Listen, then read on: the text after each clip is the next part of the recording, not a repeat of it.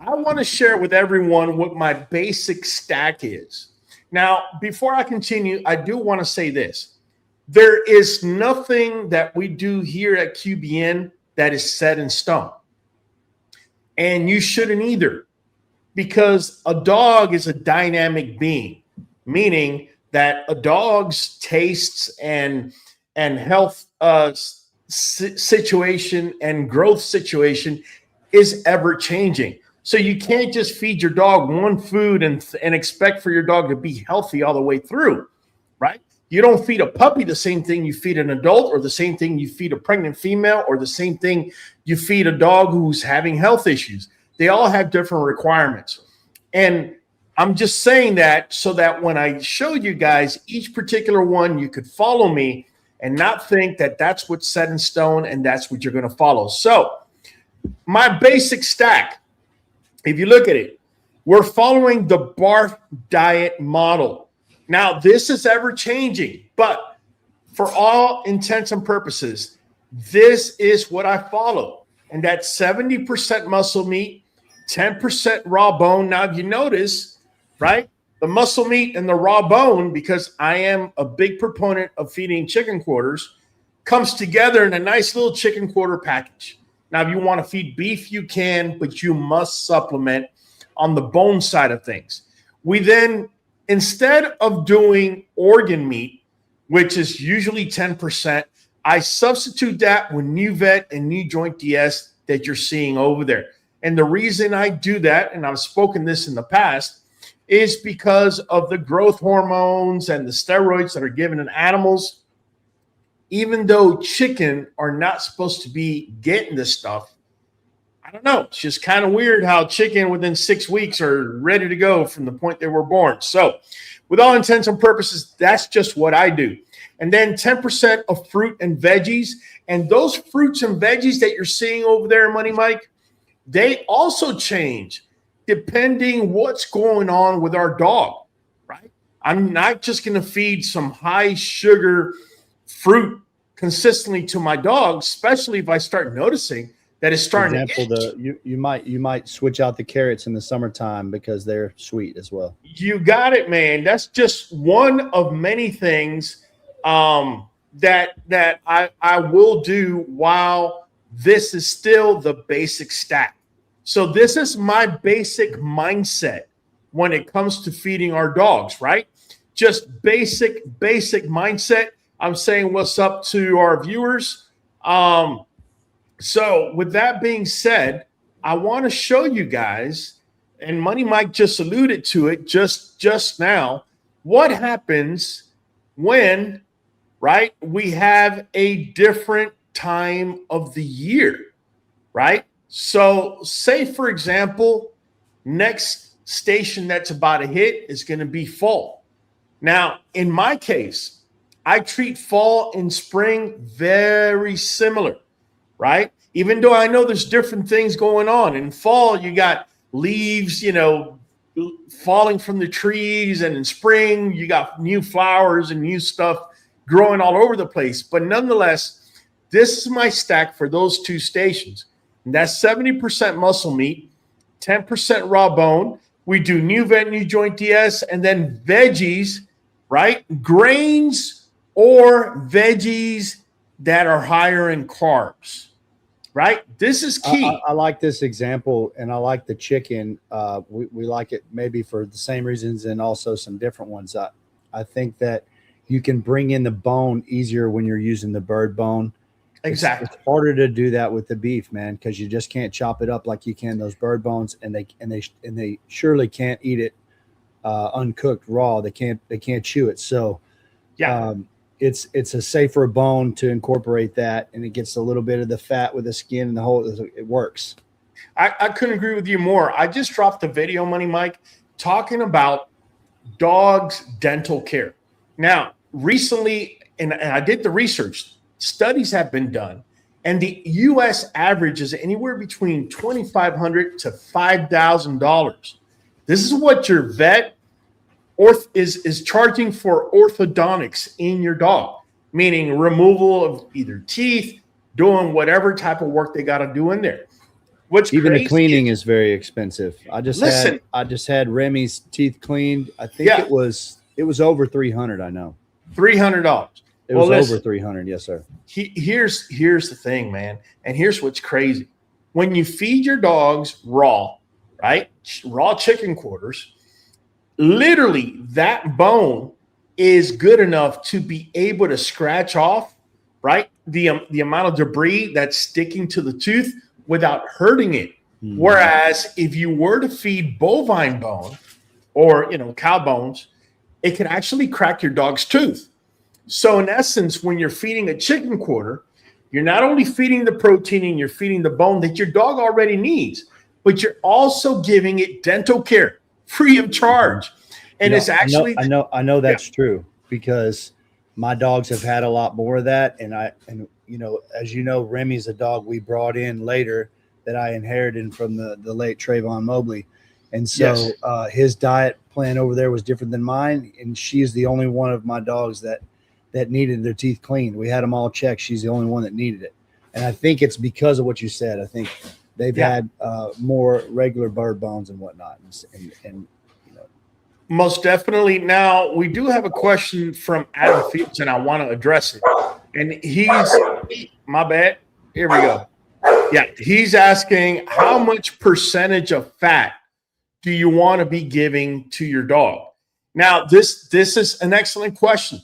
The percentage of fat coincides, in my views, with what that chicken quarter is already bringing into the play. Now, remember I said that there is nothing that is set in stone.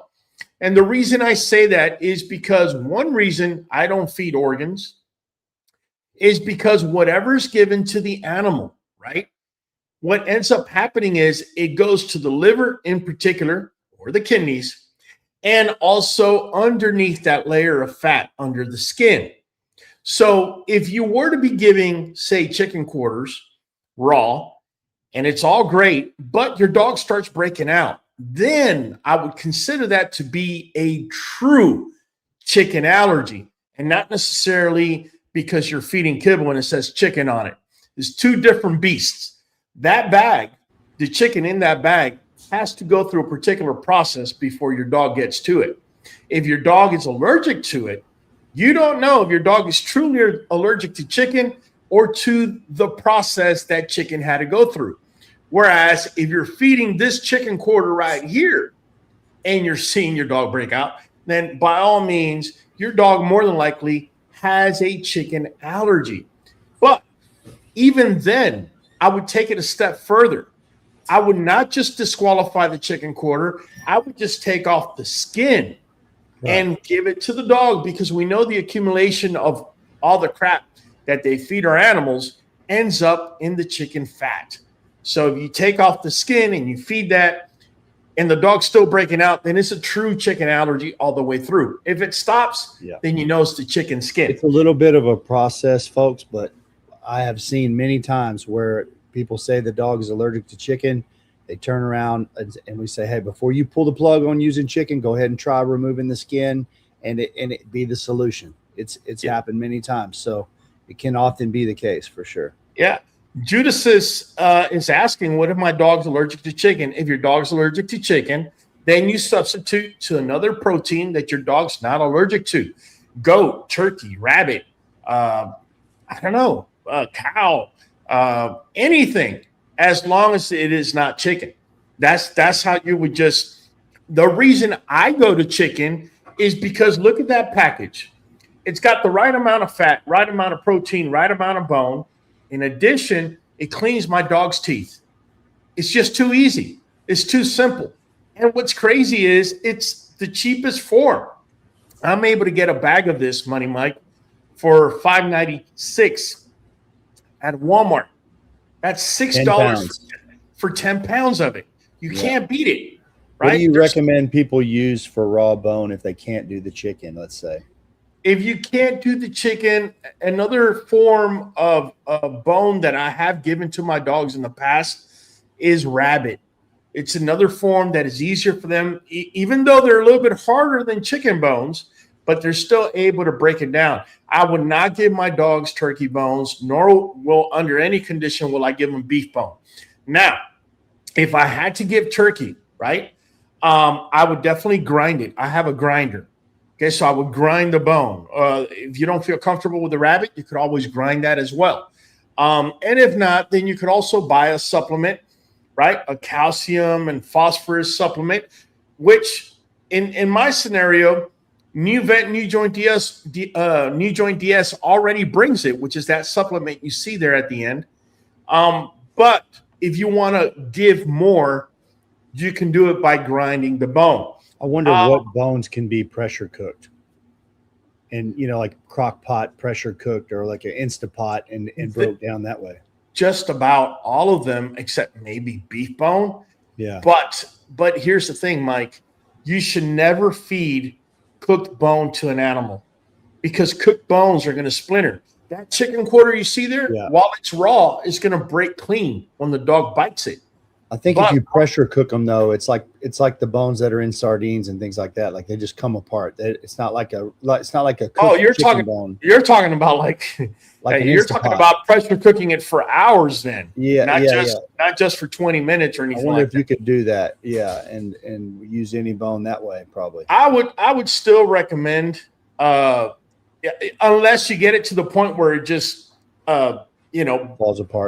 falls apart like it's a little sandcastle. But at that point, you have to kind of question, have you degraded it? Right. Because, you did have to cook it for so long. So I don't know. But that's definitely a good point. Adam Fields is saying that rabbit is high in protein, but zero fat. Add beef fat at 10 to 15%. That's fair. If you're feeding rabbit, you don't want to sit there and just feed rabbit over and over again. He's 100% correct. They got zero fat. They're nothing but pure protein. I don't know if you know this, but if a human being ate nothing but rabbit every single day, it gets to a point where it becomes toxic, because too much of one particular macronutrient can actually do that.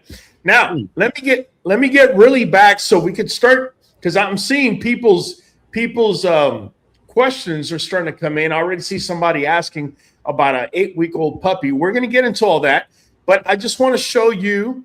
Let me do this. Yeah, I want to show you the stack that we're using in fall and spring. If you notice, you see sweet potatoes and oatmeal, right, in there. And that's what we're going to use when the weather is averaging below 75 degrees Fahrenheit. That's what I'm going to hit them with. That's why I have spring and I have fall together in the same spot. Okay, once the weather goes over 75 degrees average, then at that point, I'm coming back to my basic stack, right? So we go from giving the sweet potatoes and oatmeal to taking that out, and now I'm going to feed you broccoli, and I'm also going to feed you carrots and green beans and blueberries. Blueberries are important because they very powerful antioxidants. Have you ever seen, Mike, dogs that have like a little cloudy look into their eyes, especially when they're somewhere around 4 to 5 years old? I have. I haven't had that in my yard, but I have seen it. Well, did you know that the easiest way to sidestep that is by bringing on an antioxidant like blueberries, or believe it or not, blueberries are already in Nuvet and NuJoint DS. And by just feeding that to your dog, that antioxidant doesn't allow your dog's eye to get to that point where you start seeing that cloudiness. Mm-hmm. Push that timeline back on that kind of degeneration. Yep. This is correct. Now, I want to show you guys after spring, right? Say we get into winter, right? We get into winter. If you notice, right, we're giving the sweet potato and we're also giving that oatmeal, right? Just like we were doing in spring and fall, right? But I'm also giving greens, okay? I'm also giving greens in the wintertime. In particular, I'm switching it up between maybe some kale and some spinach, not every single day, because kale and spinach has something called oxalates, and they'll accumulate, and they will give your dogs kidney stones. And so to bypass that, we might go 2 days before giving greens, and then we give the greens. Okay. So couple, 3 times a week, maybe 2 or 3 times a week. 2 or 3 times a week. Now, mind you, if I had a situation where I had a dog that had yeast or was scratching, had that Frito smell, then I would revert back to this. If you notice, we're taking out the sweet potato, we're taking out the oatmeal. I will also take out the carrots because carrots are higher in sugar. Okay, but I will definitely give cruciferous vegetables such as broccoli, right? Because I need that fiber in the body to help me clean this stuff out. This is why I keep telling you guys, and a lot of times I get people write to me and you get frustrated. Well, in one video you said feed this, and in the other video you said feed that, and the one after it you said feed this. Well, if it's summertime, if it's fall time, and if it's winter time, you're going to get a different answer from me every single time, right? Not only that, the other thing I get asked a lot is, how much do you feed your dogs? Raul, how much do you feed your dogs? What you're seeing here is a percentage of their body weight that I'm going to feed my dogs. Now, mind you, I don't only feed raw. There was a point in time that's all I did, but I have evolved, right? You should never, even when something's working for you, the worst thing you can do is settle and stay in one place because it stops you from advancing. So we have evolved into feeding raw, but we also feed cooked, okay? So nothing changes. So if you were to ask me, okay, if you feed cooked, you feed raw, what's the difference? The difference is same ingredients, they just get cooked. For the exception, of course, of blueberries. My dogs, unfortunately, I have to cook their carrots. They don't like raw carrots. It's just a thing for them. The broccoli will get steamed as well. But that's what I feed raw, and that's what I feed cooked, and I feed it in these amounts right here. If I need a dog to gain weight, I'm going to feed 4%. If I need them to maintain, I'm going to feed 3% of their body weight. And if I need them to lose weight, I'm going to feed 2% of their body weight. But how do I know if my dog? Yeah, shoot. Sorry, so if somebody is trying to hit this 4 or 3 or 2% for different reasons, if that's the case, can they go with this stack that you have set up here that you've showed in these images, and then add to or take away with the extra proportion needed for this percentage with the kibble? So like you said, you have, will that stack cover any one of these percentages, and then you could add or take away? Instead of adding more chicken, could you have like 10% kibble or 15% or maybe even 20% if that's what you needed? That's an excellent percentage. That's an excellent question, Mike. It really is. But I'm going to tell you what I had to tell a friend of mine here recently. So a friend of mine recently, now mind you, I do test these things out. I have fed kibble along with cooked and raw, and it worked out for me for a certain point of time. In fact, recently I was feeding up to 15% of my food in kibble. Here's where I started thinking, and I said, this makes no sense. Now, don't get me wrong. I'm not here to tell you how to feed your dog. If you want to feed 10 or 15% kibble, go right ahead. But the reason it doesn't make sense for me is because, one, chicken quarters are $10 for 6 pounds. The protein I'm getting and everything that's coming in that one package is so much better than I could get in a bag that I got to pay more for. So it makes absolutely no sense for me, right? So the other problem, and this is happening to a friend of mine, is that he follows me. He's feeding raw the way I'm saying, and he added 15% of kibble. Everything's great when everything's going great. But now his dog came out with some itchiness and funky smell. Now you have to reset everything in order to be able to figure out what's going on. What do I mean by that? I told him, I said, take out the kibble. Only thing you're going to feed is going to be beef, because his dog gets constipated with chicken. So the only thing you're going to feed is going to be beef, NuVet, and water. We're going to do that for 5 days. If in 5 days we don't see an improvement, right, then we can start looking at the ingredients we're currently feeding. In that case, it's going to be NuVet and beef. If the dog gets worse, then we know for sure that one of these two ingredients is causing allergies or a bad reaction to dogs. Now, mind you, let me say this real quick so everybody understands. By the way, if you're interested, this is NuVet and this is NuJoint DS. The green bottles are multivitamin, multi-mineral, and NuJoint DS is great for joints, but it's also an anti-inflammatory.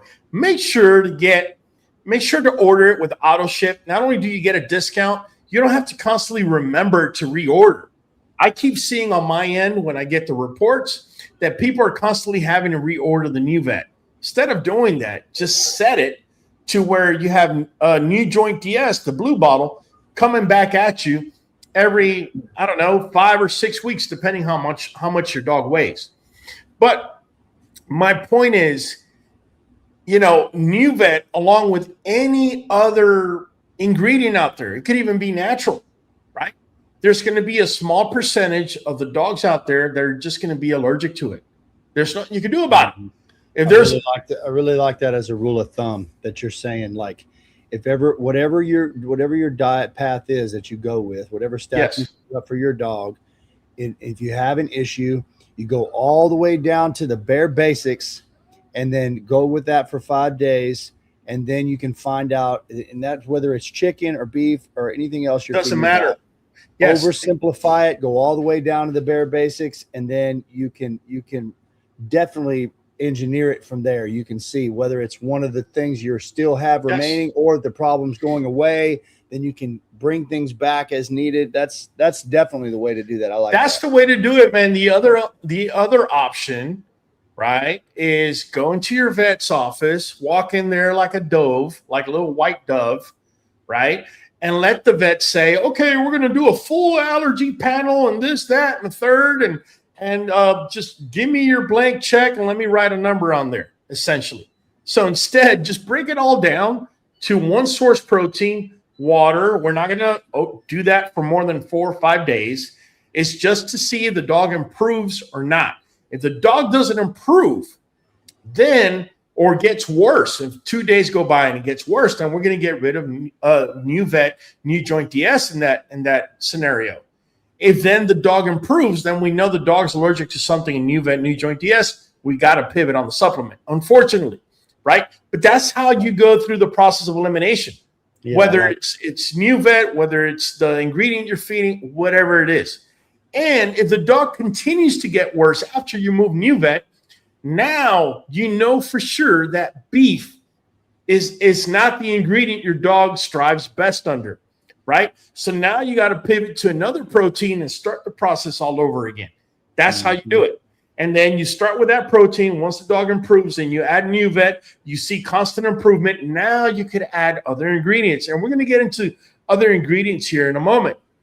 Love the info you're giving out. Thank you. Number love. Give us a like, give us a share.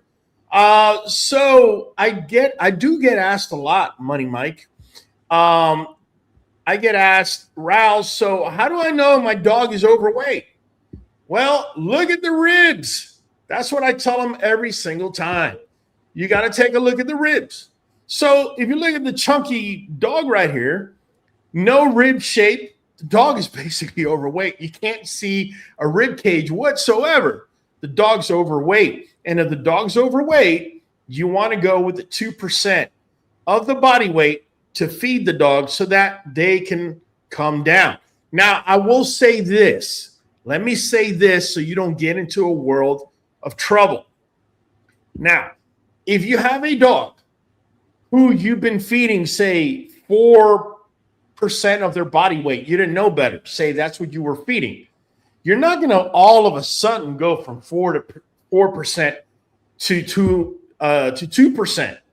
That's a major change. You got to realize dogs are carnivores. You cannot make these drastic changes. Now, 2% is going to be your goal, but you got to make whatever change you're going to make in your dog's diet. It's got to be slow and progressive. You can't just, oh, you need to lose weight, boom, 2%. Because what's going to end up happening is your dog's going to start eating its own poop. I've seen it so many times when you try putting a dog on a diet and you're too drastic, and the dog all of a sudden starts trying to eat poop because it's trying to find calories from whatever source it can. So you don't want that. So if you're feeding your dog, say by mistake you've been overfeeding your dog at 4%, well, tomorrow we could go to 3.9%. And the day after we could go to 3.85%. The day after that we could go to 3.8 and slowly wean them down. Don't make any type of drastic change with your dog. And that goes from feeding kibble, which I'm not a proponent of, to feeding raw. You just don't say, okay, we're not feeding kibble anymore. You're just going to eat raw, because you're going to have exploding diarrhea flying across your room. You got to slowly, progressively do these things. We've always taken at least 2 weeks to make changes like that. I like 2 weeks. A week is not enough. 2 weeks has worked fairly well with us. Sometimes we have to go a little longer, but no, definitely. And let me tell you, Mike, if you're seeing your dog's rib shape, but you're not seeing individual ribs, that's a good place to be. That's a good weight for your dog. Now, I will say this, and that last picture, I forget the name of that breed. I know it's the one that one of the oldest. A Whippet. A Whippet. Okay. That Whippet is going to show its ribs. So I would have wished they would have used a Labrador for that picture. Because Whippets typically show their ribs. So you also got to be cognizant as to the breed that you're speaking about, right? Some breeds are so lean that there's almost nothing you can do. You're going to see every muscle fiber in the ribs. The Greyhound's the same way. They're going to show it all. Exactly. But if that was a Labrador, but if that last picture was a Labrador, then you understand that you got to raise that dog's food to 4%, okay, to get them to come up. And then once they get to where you want them, then you're going to go down to 3%. And just to elaborate on this middle image for y'all, to give a little more detail of what he's saying, when he's talking about seeing the rib cage but not individual ribs, at the back of the rib cage of the dog, where it starts into just the stomach, between the hips and the end of the rib cage, you'll see a narrower area that is the stomach area. And then so you can see the end of the rib cage, and then where the stomach starts before the hips. And that where it tapers in right there is the end of the rib cage. You can see that instead of just like a hot dog. You would see where you can cut in towards the stomach at the back of the ribs, but not individual ribs. And that's what you're shooting for. That's it. Now, I do want to say, and I did just mention a moment ago, there are some things that I add in addition to my basic stack, depending what time of the year, obviously, we're going to be feeding. Okay, so we already just went over the basic stack and what time of year.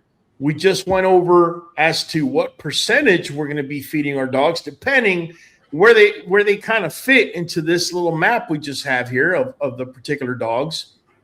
But in addition, these are things that I add, and there's a reason why. There's a method to the madness, right?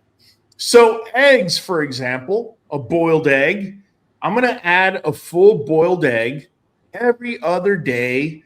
Sometimes I'll skip 2 days. Recently, I was asked, Mike, why can't I just feed boiled eggs every single day to my dog? Why do you think I wouldn't recommend that? It could be high in cholesterol for that often, right? Or high in fat. Well, let me tell you this, and that's a great shot you took at it. Let me tell you this. Dogs, because they are carnivores, right? And they're built for it, they can have higher levels of cholesterol than us. That's not an issue for them. Just to give them some variety, then I would say, right?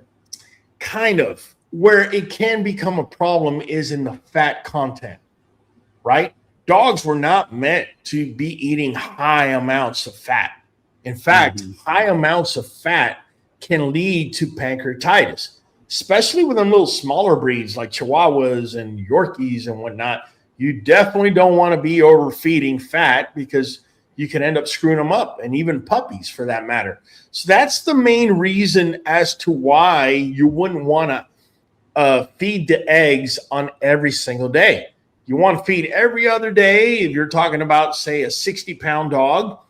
And every now and then, on occasion, you can let 2 or 3 days go by and then feed it again every other day. Right? Now, the one in the middle there, sardines, it brings something that's called omega-3s, and I've spoken at lengths about it. Omega-3s are great because they're anti-inflammatories for your dog. Now, the body, let me just say this. By the way, I know I haven't mentioned this, and I'm not trying to show off, but I think it's important that I say it so you understand where I'm coming from. I am a nurse, and one of the things that I learned while I was going to school as far as nursing is it is true that it can become somewhat complicated to read the body, but in reality, it usually comes down to a couple of things. And one of them is inflammation. If you can keep inflammation in check in the human body or in the dog body, man, that's a third of the things that you can pretty much fix and not have a problem. Because from there, from inflammation, that's where you're going to start getting all these other things. Let me give you an example, what I was told once in nursing school. And I find it to be true. Money Mike, give me your definition of what an itch is at its most basic element. It's a sensation on the surface of the skin.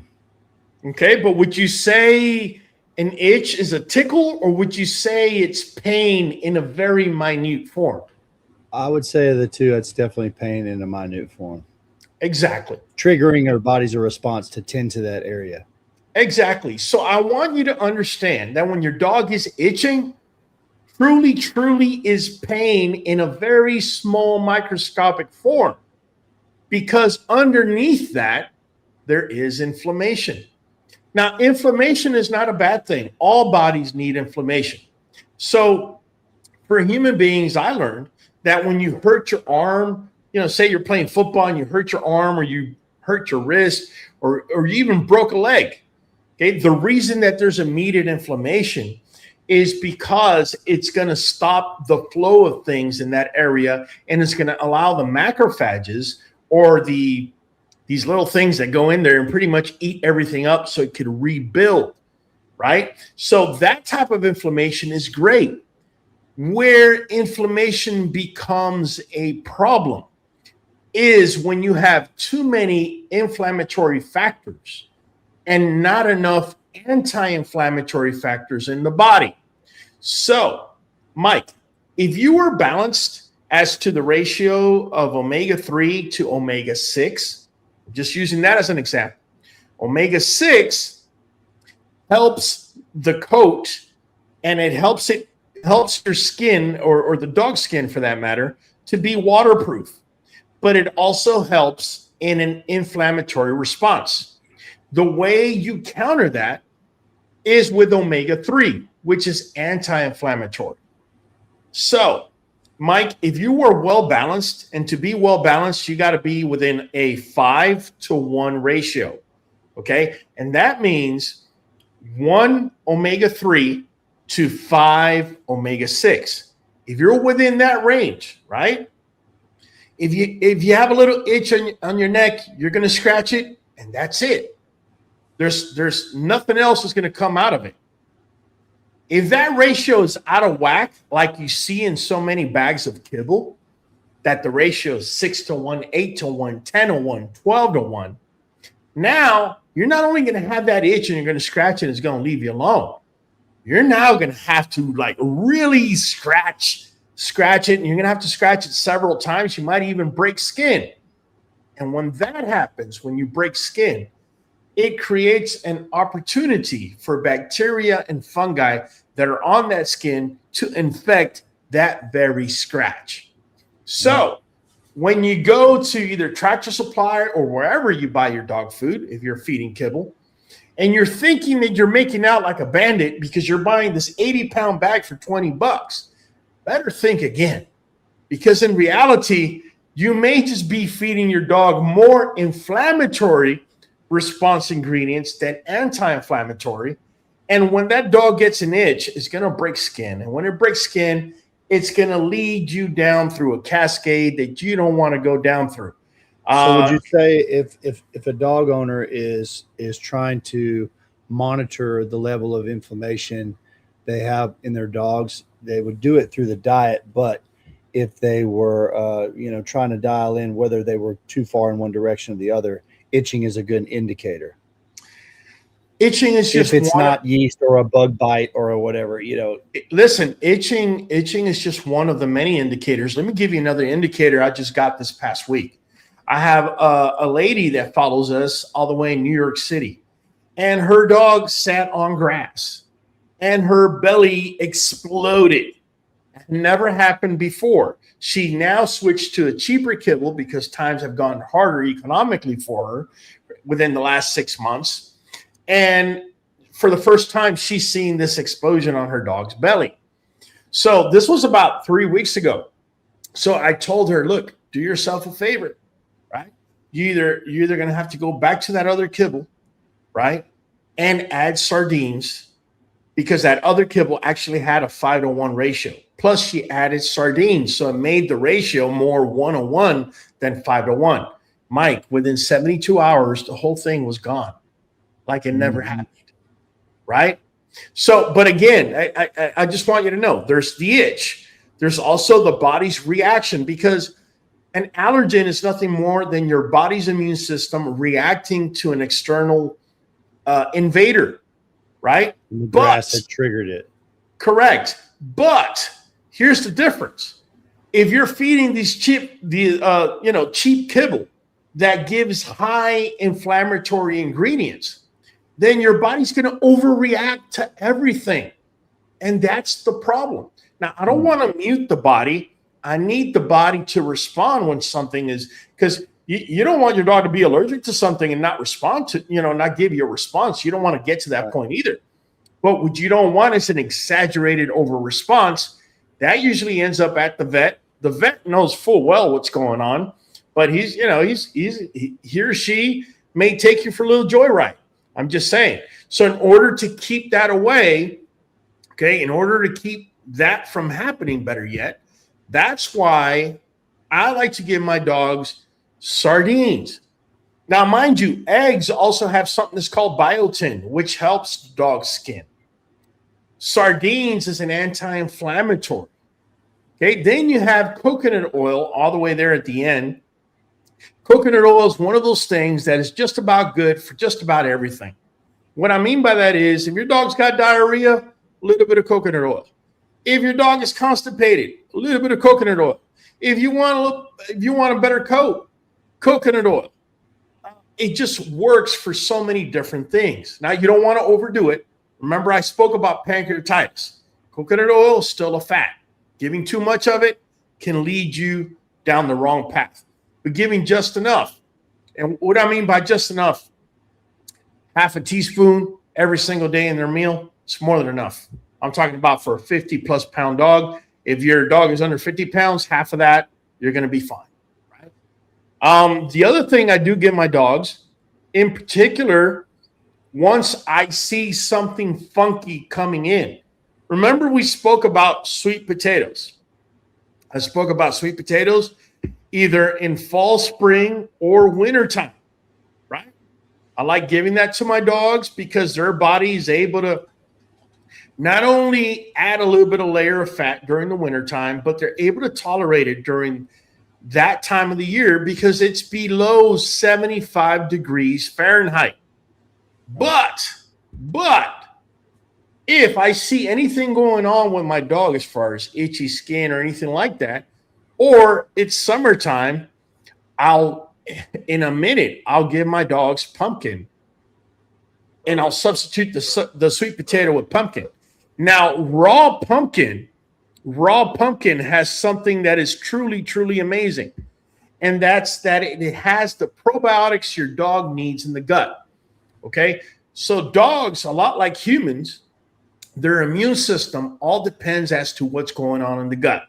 If you have a gut that's, out of whack, you're going to see it in the dog's fur and skin and, everything from reproduction to even mood, right? Because think about it. During the summertime, if your dog has an itch that won't go away and it's hot and muggy and it's constantly feeling an itch, right? Dogs are not prey, they're predators. So their adrenal glands are a lot smaller than, say, a deer, right? And the adrenal glands, by the way, they go right above the kidneys. And that's what releases adrenaline. This is why a deer could be on alert 24 hours a day, whereas a dog, they can be alert in short little spurts, but, you keep a dog alert for about 2 hours. I don't know what the result's going to be because they weren't meant to do that, right? That's just the way their body was set up. But let me show you guys, bring this right back up, the pumpkin and the kefir, right? And kefir, by the way, I'm able to buy a bottle like this for $3 at my local grocery store. It has the best probiotics along with the raw pumpkin, right, to fix your dog's gut. So you remember I just said coconut oil if your dog has diarrhea? Well, guess what? If my dogs ever have diarrhea, I'm going coconut oil and raw pumpkin. And if I don't have raw pumpkin, I will go canned pumpkin. Okay, I just make sure that nothing else is added. There's only pumpkin inside of the can, right? Along with kefir, because that's going to give my dog the right probiotics, right? The full spectrum of gut assistance. You got it, man. And not only is it going to stabilize your dog, but in addition, it's going to help break things down. And I'll be telling you guys something else that breaks things down later on. One other thing I want to hit on is going to be turmeric that you're seeing all the way there at the end. Turmeric is an anti-inflammatory. If you notice, turmeric and sardines are both anti-inflammatories, but there's a very specific difference between the two. And that is, one is an animal source anti-inflammatory in the sardine, and turmeric is not an animal source. You got to realize dogs are carnivores. So anything that's going to be animal sourced is going to give more results than something that's going to be vegetable or plant-based. Okay? And that's not to say to disregard turmeric. It is strong. It is an antiviral. It's an antibacterial and an antifungal. In addition, it is an anti-inflammatory. But turmeric has specific things that you must know when you're feeding it to a dog. So because dogs are carnivores and they're meant to eat other animals and bones and whatnot, the pH in their stomach is 7 times more powerful than the pH in our human stomachs. So you could literally grab a metal nail and drop it in a dog's stomach and it'll tear it apart, tear it into pieces, right? I'm saying all that because if you were to just feed turmeric powder straight to a dog, the dog's stomach acids would destroy it. So what I've learned is that when I'm going to feed turmeric to my dogs, I make sure I feed it with a fat source. Now, I don't overdo it because if you give too much fat to dogs, you could end up with pancreatitis. But if you get, say, a spoonful of cheese and you melt it in the microwave and you put some turmeric powder on that and a pinch of pepper, and I'll tell you what that's for here in a second. And then I roll it up like a little spaceship, just like I'm about to give it to a 2-year-old. Guess what happens? That piece of cheese makes it to the stomach, and because it's fat, it's able to stave off that strong acid as best as possible and make it to the small intestine where it's going to get all broken down and absorbed by the dog's body. If you don't do it in that manner, it's going to be very difficult for your dog to actually get benefit of turmeric. Okay, now the pepper, the small, tiny little pinch of pepper, all it is for is so that your dog can absorb as much turmeric as possible. Now, if you notice by giving pepper to your dog, you get a reaction where the dog either gets a tummy ache or, gets a loose stool or whatnot, then do away with the pepper. I'm just trying to maximize what the benefit that my dogs are going to be getting from turmeric, and I'm passing that on. Now, one other thing, Christy Lopez is asking how much pumpkin. Christy, as far as pumpkin is concerned, if you're looking at canned pumpkin, I read a study that on a 100-pound dog, no more than 4 tablespoons max. By the rule of thumb, 2 tablespoons is more than enough for a 50-plus pound dog. You don't have to go all the way to the maximum. Adam Fields, kefir also has casein protein. This is correct. And we know that casein protein, just like in bodybuilders, it breaks down much slower, or your body metabolizes it slower than it does regular protein. This is important because say you go to work, I don't know, for 12 hours a day. And say you have a dog that's, I don't know, you're showing him in the ring and, you don't want him to lose muscle. You want him to muscle up. That's where something like casein protein in kefir comes in, or cottage cheese for that matter, because it takes the body 6 to 8 hours to process it on a regular. So it buys you a window of 6 to 8 hours, right? So say you're gone for 12 hours. Yeah, you're gone for 12 hours. Yeah, you feed, exactly. It's anabolic. So you feed the kefir before you go to work with a little bit of food, just very, very small amount.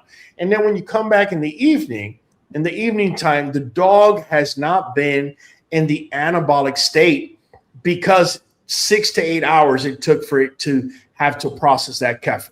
Okay, so that's another way that you can use kefir. I'm glad Adam brought that up. And Adam is absolutely right. And we do this as well. We mix the coconut oil with the turmeric and pepper. Okay, we make that entire mixture.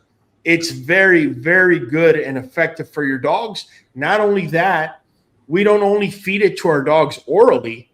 We will put it whenever we see a hot spot on their body or they're scratching somewhere. We actually put it on there because coconut oil and turmeric, believe it or not, are antibacterial, antifungal, and anti-inflammatory. And they work the same way on the inside as they do on the outside. So, excellent point. I'm glad you brought that up, Adam Fields.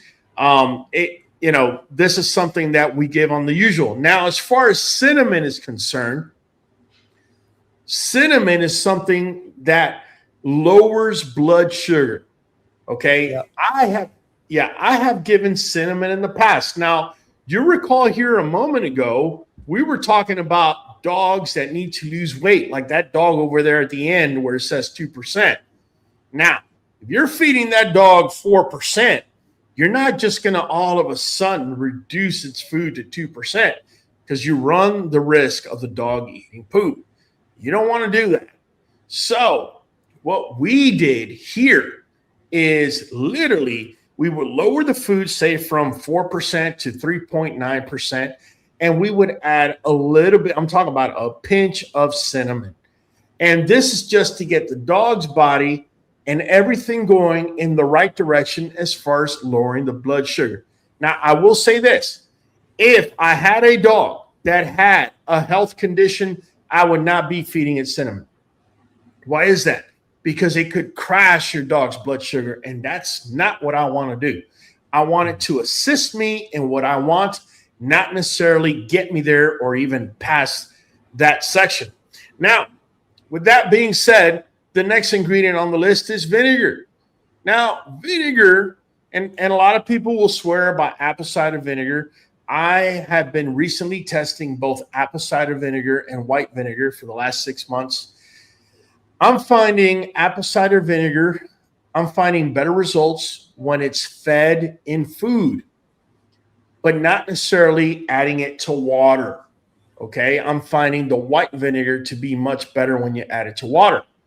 About a year ago or two, I had somebody on my live say that she added white vinegar to her dog's water because it doesn't ferment, whereas apple cider vinegar does. And I must say, Coach K, if you're watching, you're absolutely right. If you add just all I'm adding is 1 teaspoon of white vinegar per gallon of water. That's what I'm adding to their water. Okay. And that's just another form so that the dog is able to take in the vinegar, which is going to help me fight yeast. It's also going to fight against blood sugar. It's going to help bring it down about 5 to 7%, which is what I'm looking for. I'm not looking for anything drastic. Okay. So, but if I'm going to feed it in the food, then because it's not going to stay there for too long, right? I want the maximum benefit. It wouldn't be white vinegar. It would be apple cider vinegar. All right. So I just wanted to make that distinction. And lastly, if you're looking over there, Nuvet NuJoint DS, I do want to show you guys. I already told you NuVet Plus is a multivitamin, multi-mineral. NuJoint DS is joint support and is an anti-inflammatory. It's 100% natural. It's never been recalled. And it's 100% bioavailable because it's cold pressed. It is not cooked. Part of the problem that people have when they're feeding their dogs kibble, not only do you have a lot of carbs in there, but because of the way that it's processed, a lot of the foods get denatured. So I feed instead Nuvet NuJoint DS. It helps with the immune health, joint health, yeast, and skin health, right? So it helps me fight yeast. That's why you need immune health for as well. And here's the kicker. It helps increase your dog's intake from the food you're already feeding by up to 8%. Did you know that, Money Mike? I did, but I learned it here. Yep. 5 to 8%, man. It's quite a bit, and it'll cut down on your overall food costs by that much. So that is correct. And if you apply the 8% that it's, because we tested it on purpose. We had a dog where we were feeding the same diet to 2 dogs that were weighing approximately the same thing. We added Nuvet to one, and we didn't add Nuvet to the other. Literally, the one we were adding Nuvet to was adding up to 8% with the same amount of feed. We then switched it over, and the one we weren't feeding Nuvet to, we fed Nuvet, and the one we were feeding Nuvet, we stopped it, and we saw the same correlation. So what we then did is the 8% that we're saving on dog food, we applied it on Nuvet NuJoint DS, and literally what we ended up seeing was that because we were ordering through AutoShip, which gives you an additional 15% off, we were pretty much breaking even. Literally, I'm adding Nuvet NuJoint DS and it's paying for itself because of that additional 8%. Why is that? The reason that that's happening is because, check it, Nuvet brings something that's called papain, which is an enzyme that you get from the papaya plant. And it helps break down more protein that your dog's already being fed. We weren't feeding the dog anymore. We were just getting an additional amount of protein breakdown from the enzymes that are already in Nuvet NuJoint DS. So I wanted to share that with you because I get asked a lot. Like, you know, Raul, how much do you pay? How much do you spend, monthly in feeding? Well, I'm not going to sit here and disclose that, but say I was spending, let's just say, $1,000 a month. Nuvet NuJoint DS by itself is going to save me $80.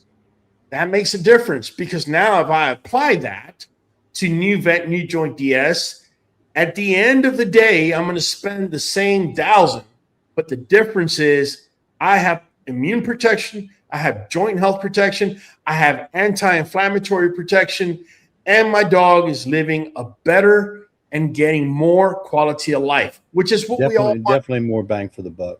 Yeah, we all want that at the end of the day. At the end of the day, the reason we come here, we watch these lives and we watch videos and we share information, we want quality of life for our dogs.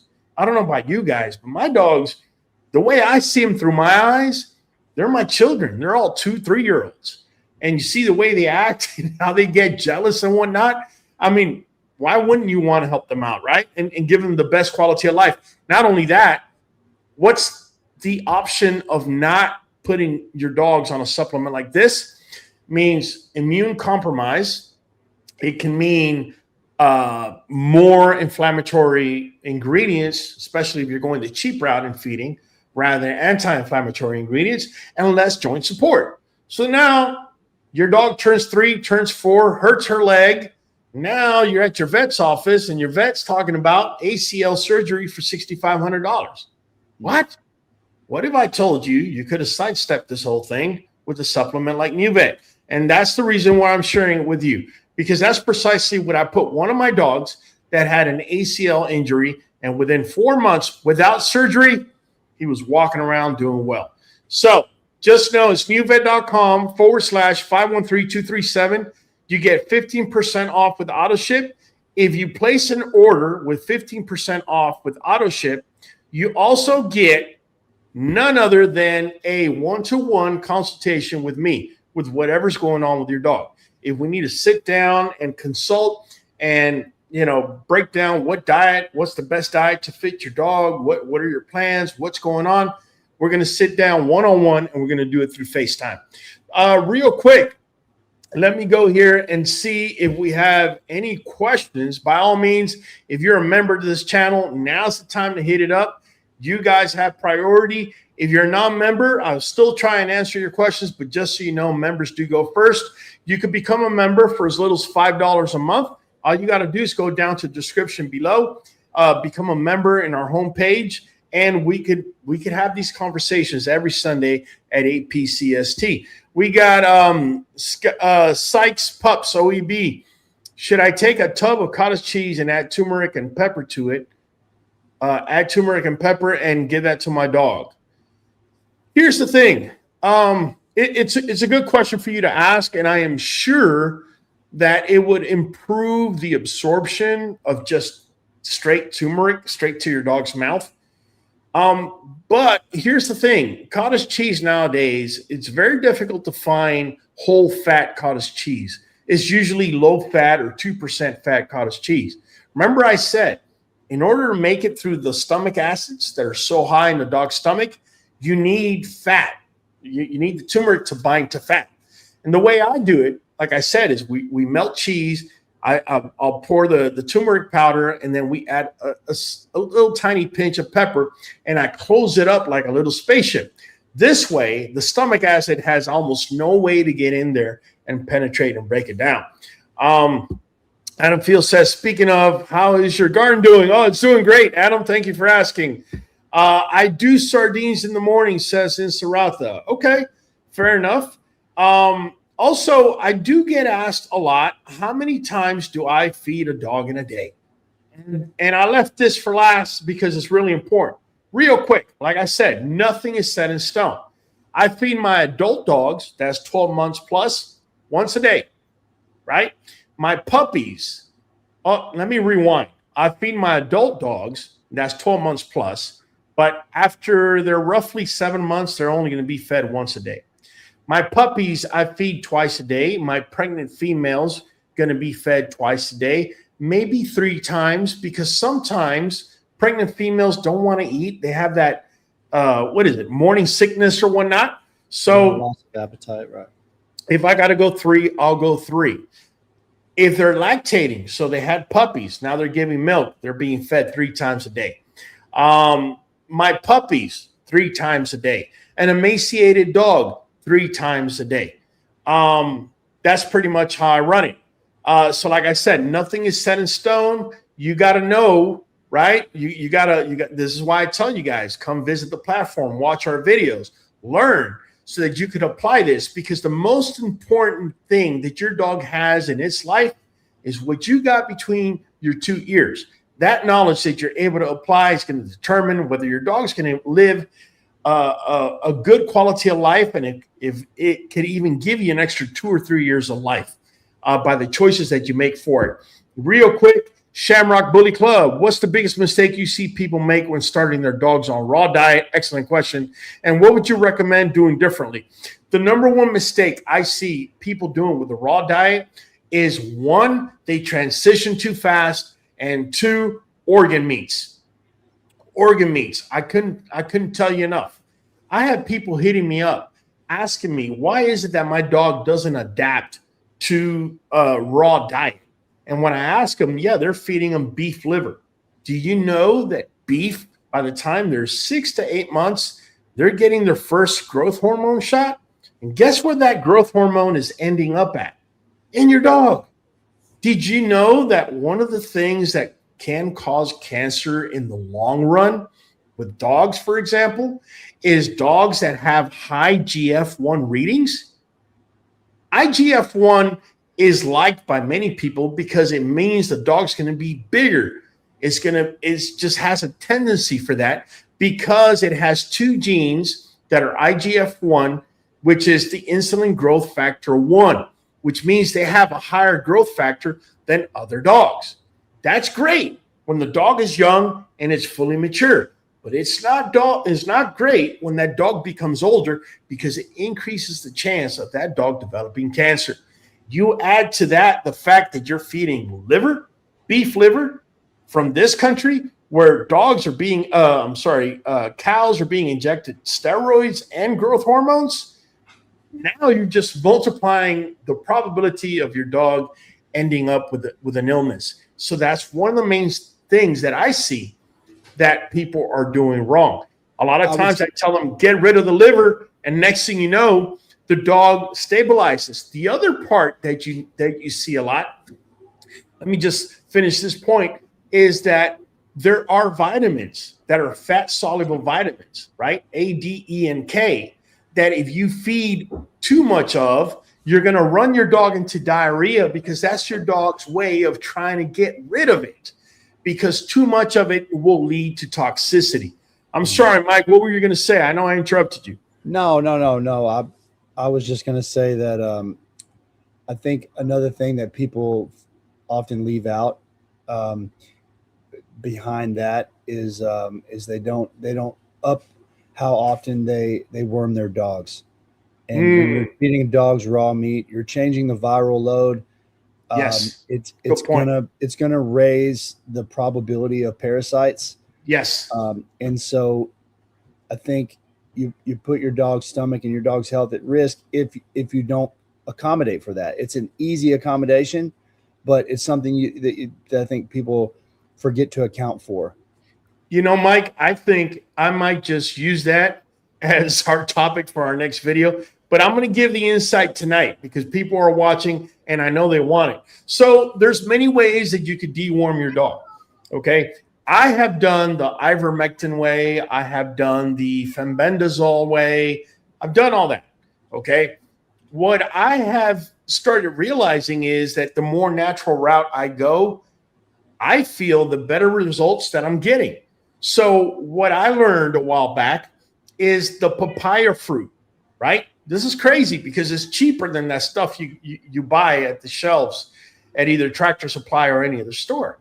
You buy a fruit and you open it, where I opened it, better yet, and I took out the seeds. Now, you got to realize the seeds do have trace amounts of cyanide. So if you don't feel comfortable with it, by all means, don't do it.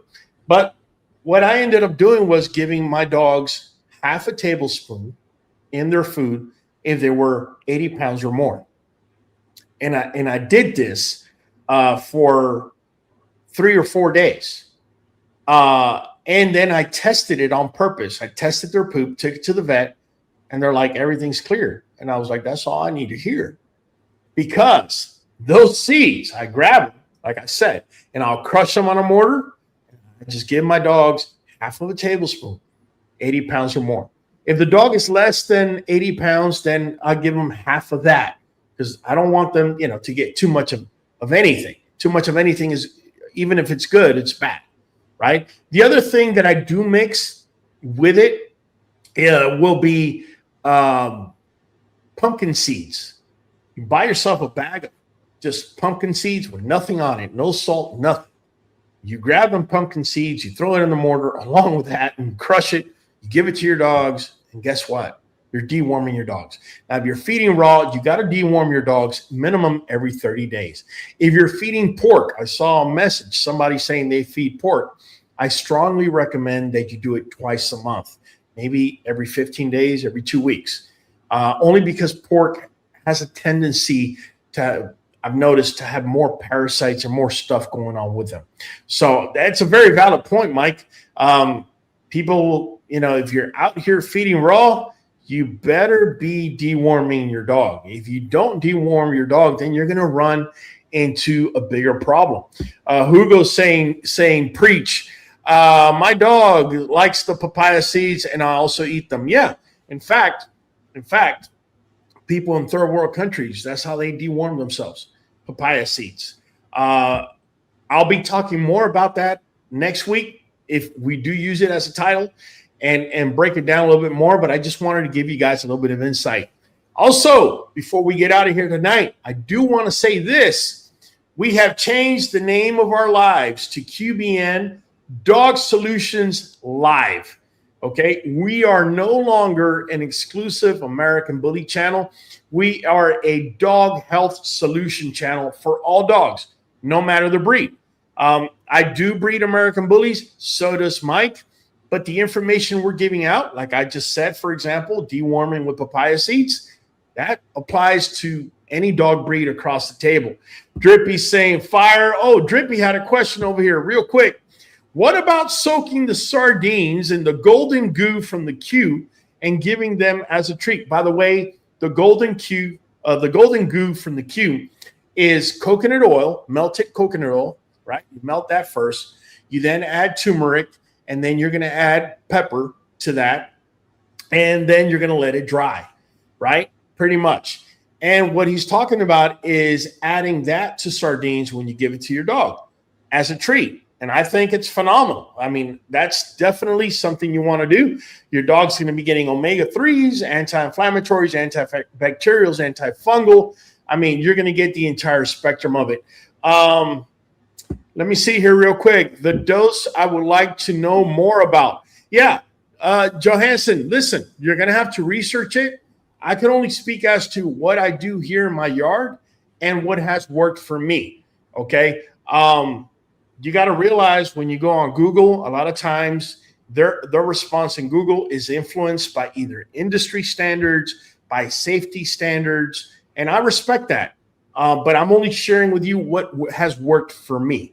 Hugo Rosado, thank you all. You do, Raul and Money Mike. Oh, you got it, man. We do this every Sunday at 8 p.CST. We need you guys to give us likes, shares, let your family know, bring new members in, man. We're trying to grow our community, especially now that we've done a pivot. T.Y. Wesley, 3485. Do I need to switch up my dog diet if he lives in a house year-round? Yes, because outside, whether you like it or not, when it becomes humid, it's going to become humid in your house. If you got air conditioning, it's going to be pulling that air in. Now, I know season change definitely affects even the house dogs. When it comes to shedding or anything else, they're still going to go through the process. 100%.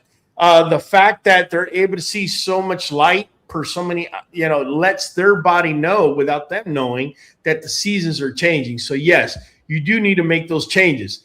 Hey, let me just say this one last time. Nuvet NuJoint DS. If you order it, nuvet.com/513237, make sure to do 15% off with AutoShip. If you order both, you get a one-on-one consult with me. We're going to do it live through your phone, one-on-one FaceTime.